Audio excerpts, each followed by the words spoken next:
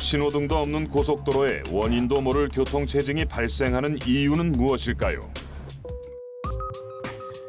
예를 들면 고속도로에서 맨 앞을 달리던 차가 있습니다. 달리던 차가 갑자기 차선을 바꾸면 그 차 뒤에 있던 차는 브레이크를 밟아 속도를 줄이게 됩니다. 그러면 그 차 뒤에 있던 차 역시 영향을 받아 속도를 줄이게 되고 뒤에 있던 차는 연속으로 앞에서 무슨 일이 일어났는지 모른 채 교통체증을 겪게 되는 거죠. 실제 이와 관련한 실험 연구가 2008년 진행됐습니다. 길이 230m의 원형도로에서 승용차를 이용해 실험했는데 당시 운전자들에겐 앞차와 거리를 시속 30km로 운행하라는 지침이 주어졌고 도로 위엔 장애물도 신호등도 없었습니다. 단순 계산상 차간거리와 속도를 유지한다면 차량은 원형 안에서 수월하게 운행될 수 있습니다. 그렇게 22대의 승용차가 실험을 시작했는데 시간이 지나자 대열의 한 지점에서 정체가 나타났습니다.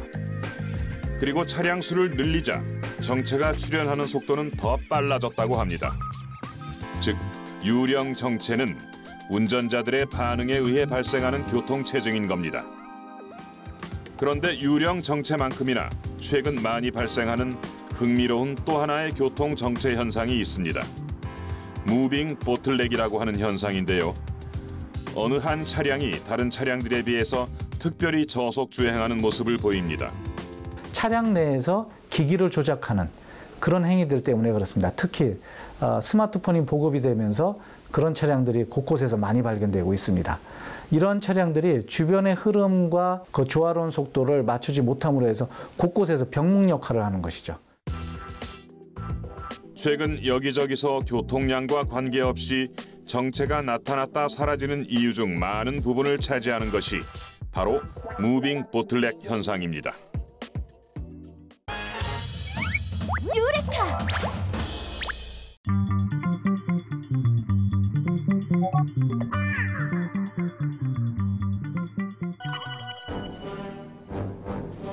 우리의 몸은 206개의 크고 작은 뼈들로 이루어져 있습니다. 만일 우리 몸에 뼈가 없다면 어떻게 될까요? 오징어나 해파리처럼 뼈 없는 동물을 떠올려 보면 그 답을 쉽게 얻을 수 있을 텐데요. 가만히 서 있거나 몸을 지탱하고 있기도 어렵겠죠? 우리 몸이 206개나 되는 많은 뼈로 이루어져 있으면서도 부드럽게 움직일 수 있는 것은 뼈와 뼈를 연결시켜주는 관절이 있기 때문입니다. 우리가 움직일 때는 여러 개의 뼈와 여러 개의 관절이 함께 작용하여 전체적인 움직임을 만듭니다. 뼈는 몸을 지탱하고 외부 충격으로부터 몸을 보호합니다. 늑골은 심장과 폐, 간을 보호하고 다른 여러 장기들도 뼈로 둘러싸여 있습니다. 뼈는 생명활동에 중요한 칼슘을 이동시키고 저장하는 일도 하죠. 골반뼈는 창자 등을 감싸고 움직일 때 균형을 잡아줍니다. 갈비뼈는 허파, 심장 등 중요한 장기를 보호하고 있죠. 목뼈는 7개의 뼈로 이루어져 있으며 위로는 머리를 직접 떠받치고 아래로는 척추와 연결되어 움직임을 원활하게 해줍니다. 뼈와 뼈가 연결되는 부위는 관절이라고 해서 특히 중요한 역할을 하는데요. 어깨와 팔이 만나는 부분의 관절을 볼까요? 공이 글러브에 들어가는 것 같은 모양으로 절구 관절이라고 하는데요. 팔이 어깨에 맞물려서 움직이도록 도와줍니다. 절구 관절은 엉덩이와 다리뼈가 이어지는 부분에도 있습니다. 다리가 자연스럽게 움직이고 걸을 수 있도록 하는 역할을 하죠. 팔꿈치는 안쪽으로만 굽힐 수 있도록 되어 있는데 이를 경첩 관절이라고 합니다. 접히고 펴지는 방식으로 움직입니다. 무릎 역시도 경첩 관절로 한쪽 방향으로만 굽혔다가 펼 수 있습니다.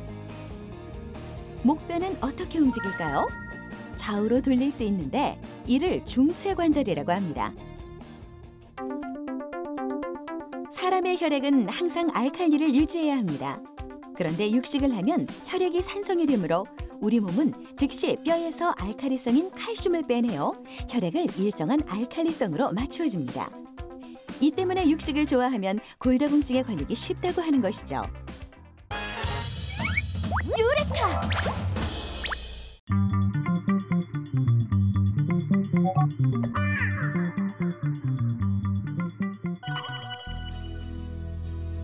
습지는 다양한 종이 그물처럼 얽혀 생태계의 먹이사슬을 이뤄가고 있는 또 하나의 작은 우주.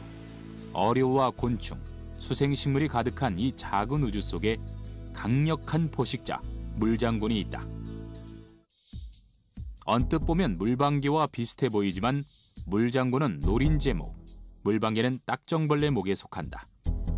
몸통이 좀 더 둥근 것이 물방개, 물장군은 몸집이 더 크고 사냥에 유리한 커다란 앞다리가 있다. 10여 년 전만 해도 물장군은 주변에서 쉽게 볼 수 있는 곤충이었지만 2000년대부터 급격하게 개체수가 줄어 현재는 멸종위기 2급에 지정된 위기 곤충이 됐다. 물속의 폭군이라 불리는 물장군은 습지 생태계의 대표 깃대종이다. 물속에서 최상위 소비자 역할을 하며 생태계의 균형을 조절하는 곤충인 것.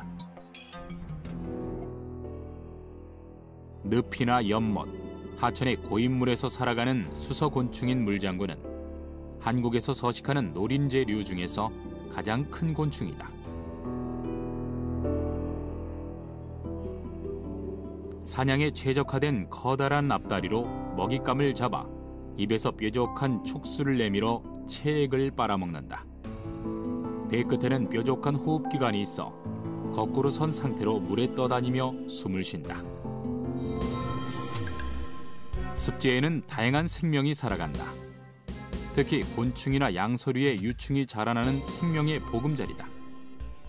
물장군은 물고기나 다른 곤충, 유충까지 닥치지 않고 잡아먹는데 먹이가 부족할 때는 종종 포식도 서슴지 않을 정도다. 일반 올챙이에 비해 훨씬 커다란 황소개구리의 올챙이도 물장군의 소나귀에서 벗어날 수 없다. 오히려 몸집이 커서 움직임이 둔해 황소개구리 올챙이를 더 선호한다고 한다. 1970년대 우리나라에 유입된 후 뛰어난 번식력과 뱀까지 잡아먹는 엄청난 식성으로 악명 높았던 황소개구리. 1990년대 시작된 대대적인 포획 작업으로 개체수가 줄어드는 듯 했지만 최근 황소개구리로 인한 피해가 다시 급증하고 있는 추세다. 하지만 습지의 포식자인 물장군이 다시 돌아오게 된다면 생태계를 교란하는 주범인 황소개구리의 수도 줄어들어 습지 생태계의 균형 유지에도 도움이 될 것으로 기대되고 있다. 유레카!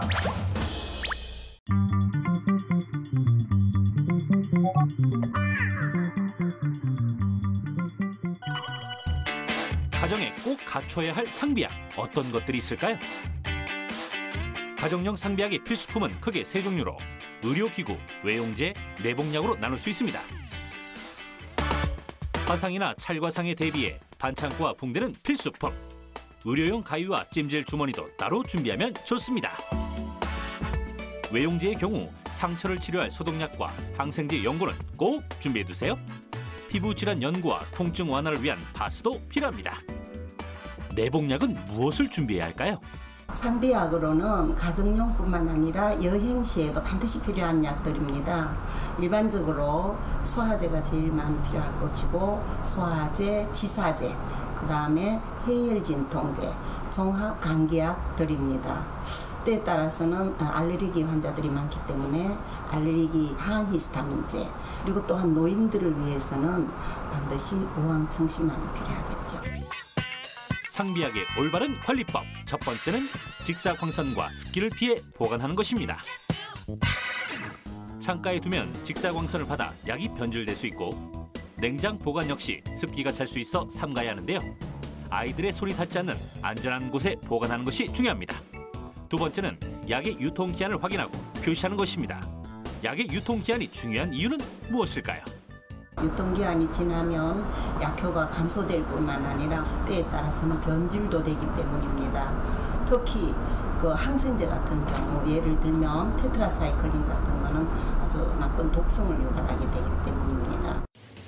약을 보관할 때에는 포장 봉투까지 같이 보관하거나 약의 용도, 구입 날짜, 유통기한을 기입해 표시해두는 것이 가장 좋습니다. 약은 최소 6개월에 한 번씩 정기적으로 점검해 새 것으로 교환하는 것이 중요한데요. 약의 유통기한이 남아있더라도 변색됐거나 냄새가 난다면 즉시 폐기해야 합니다. 천연 상비약 첫 번째 주인공 바로 생강. 생강에 들어있는 진저롤 성분은 염증을 완화하는 이부프로테인 성분과 유사해 근육통을 진정시키는데요. 통증학 퀴즈는 10일 동안 근육 운동을 한 사람 중 생강 2g을 먹은 사람은 그렇지 않은 사람보다 운동 후 근육통이 25%가 줄었다는 연구 결과를 발표했습니다. 두 번째는 천연 항생제로 불리는 꿀인데요. 꿀의 효능은 무엇일까요? 꿀 자체가 항염 작용이 있습니다. 프로폴리스는 이 벌이 이 꿀을 따견 벌집을 만들기 위한 수지성 물질입니다. 프로폴리스에는 항염 효과가 뛰어나고 항산화 작용도 뛰어납니다. 세 번째는 배탈이나 설사에 도움이 되는 천연 지사제 바나나입니다. 칼륨과 식이섬유가 풍부한 바나나. 지사제의 효과가 있어 특히 어린아이들의 치료에 도움이 되는데요. 뿐만 아니라 베타카로틴 성분은 면역력을 강화하는 데 도움이 됩니다. 유레카!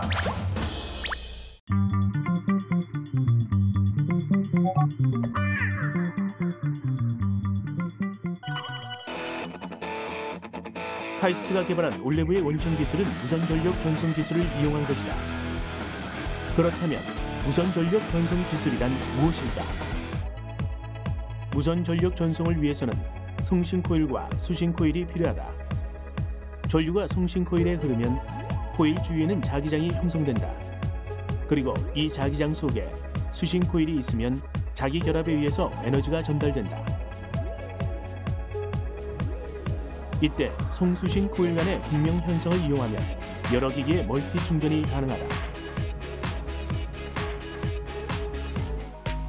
무선 전력 전송 방식은 전력 전송과 전송거리의 관점에서 크게 세 가지로 분류할 수 있다. 근거리에서 수십 킬로와트 이상을 전송할 수 있는 전자기 유도 방식, 1킬로와트 미만의 전력을 수십 센티미터에서 1미터까지 전송할 수 있는 자기 공진 방식, 그리고 안테나를 통해 마이크로파 신호를 공기 중에 방사해 전력을 전달하는 마이크로파 방식이 있다. 이 중 지금까지 상용화된 것은 주로 전자기 유도 방식이다. 전자기 유도 방식이란 전력 송신부 코일에서 자기장을 발생시키면 그 자기장의 영향으로 수신부 코일로 전기가 유도되는 전자기 유도 원리를 이용한 방식이다. 최근에는 교통카드에 주로 사용되는 전자태그나 전동시설 충전기 등에 응용된다. 무선 전력 전송 기술은 최근 스마트폰을 포함한 모바일 기기 분야의 무선 충전을 위한 핵심 기술로 각광받고 있다. 케이블에 반드시 연결하지 않아도 충전이 되기 때문에 굉장히 편하게 사용할 수 있습니다. 무선 충전 패드 위에 스마트폰을 올려놓기만 하면 충전이 시작된다. 무선 충전의 원리는 다음과 같다. 우선 충전 패드 안에는 전기 코일이 감겨 있다. 이 코일은 다양한 전자기장을 발생시킨다. 휴대폰 안에는 충전 패드에서 발생한 유도 전류를 수신하는 2차 코일이 내장돼 있다. 따라서 충전 패드의 전원을 연결하면 코일에서 전자기장이 발생하고 전자기 유도 현상에 따라 수신기가 유도 전류를 받아들여 배터리가 충전되는 것이다.